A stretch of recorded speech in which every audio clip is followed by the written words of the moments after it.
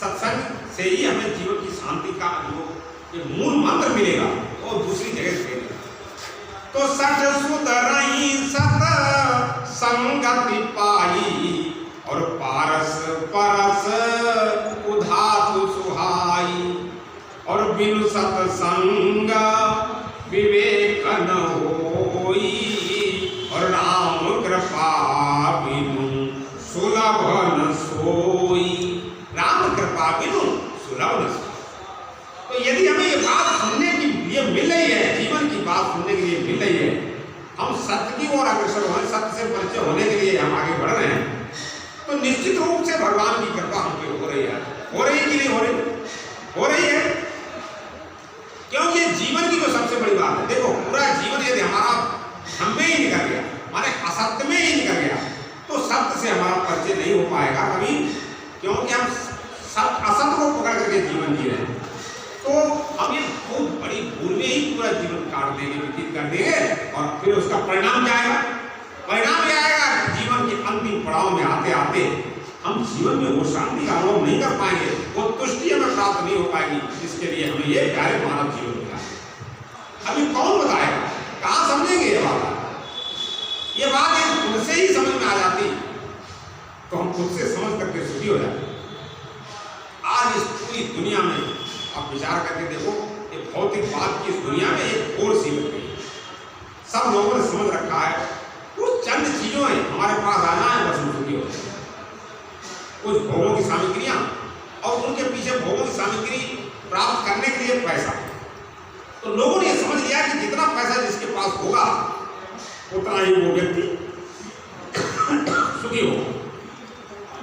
अब आपका अपना विचार इस पर क्या कहता है?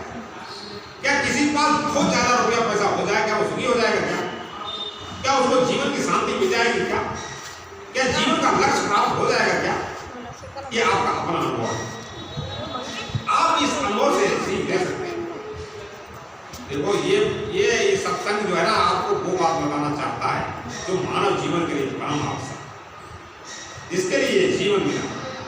ये हमारे परम पूज्य गुरुदेव भगवान ने इस तरफ थोड़ा इंगित किया, तब ये ध्यान गया, वरना अपने आप तो किसी का ध्यान जाता ही नहीं। और प्यारी ये बात हमारी अपनी नहीं है, ये शास्त्रों की बात है। आप विचार करके देखें, जब आप खूब विचार करेंगे तो आप इस पे ही जाएंगे। यदि आपको सुख मिलेगा तो सत्य की तरफ जाने से ही मिलेगा, असत से किसी को सुखी नहीं मिल सकता। लेकिन अब इसके लिए आपको समझना पड़ेगा, नहीं तो सारी बातें ऊपर ऊपर निकलती जाएंगी।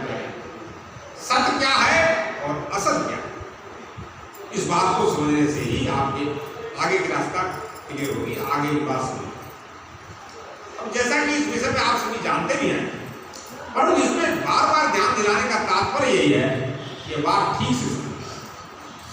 देखो अपने घरों में जब तक आप अपने बच्चों को, अपने घर वालों को खुद भी इस बात को समझने के लिए प्रेरित नहीं करेंगे और खुद भी अपने आप को प्रेरित नहीं करेंगे, तो ये बड़ी बात रह जाए।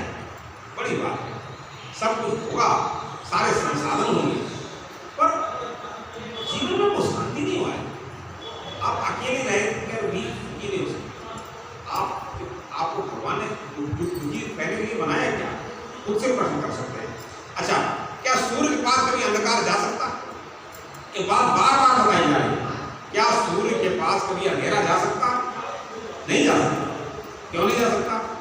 क्योंकि सूर्य प्रकाश से ही बना है, उसके पास प्रकाश है।